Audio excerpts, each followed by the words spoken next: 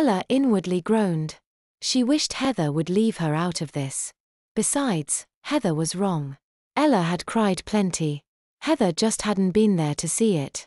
She stole a quick look at Danielle, who was practically shaking in her seat as she bit into her knuckles, eyes cinched tight. That's when Ella remembered Emily Masterson, the girl who had ratted her out to security on her first night after Ella had decided to take an impromptu run down the hall naked and hide in Emily's closet. Ella had never considered her a friend, but she remembered Emily having to go lie down after any kind of injection. Once, they had to get fours together, and she got all sweaty and started swaying side to side. The nurses had to bring her a pint of orange juice and a cookie to make her feel better. Squeamish was what Rose had called her. She thought back to how Danielle had looked in the waiting room, all quiet and pale. Her new sister may have a flair for the dramatic, but she hadn't looked like she was putting on a show. Emily had fallen once, so maybe Danielle was squeamish too. Ella reached into her pocket and felt the ring pop. Maybe Danielle needed sugar? She pulled it out and began to hand it to Danielle, but Heather's voice startled her into dropping it on the floor. Don't. She's just upset because we're not stopping for ice cream. She needs to learn that life will not reward her every time she faces a minor inconvenience. Heather snapped. Ella shuddered. Danielle smiled weakly at her, but she couldn't hide the tears anymore, and Ella knew this had nothing to do with getting ice cream. Thanks, Danielle mumbled, bending down and handing the sucker back. But it's yours. Ella looked at the sucker and frowned. She was confused. Sure, she had had a rough time at the doctor's, but hadn't Danielle too?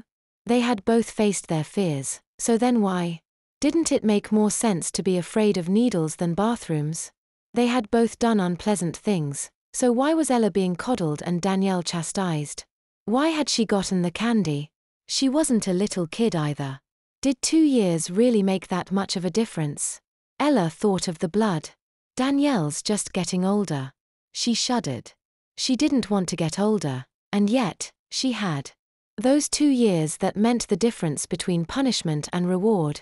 It was the same amount of time that had passed her by. If these 2 years were so important, just what had she missed out on? When they got home, Ella made a beeline for the bedroom. Heather and Danielle's constant bickering was giving her a headache.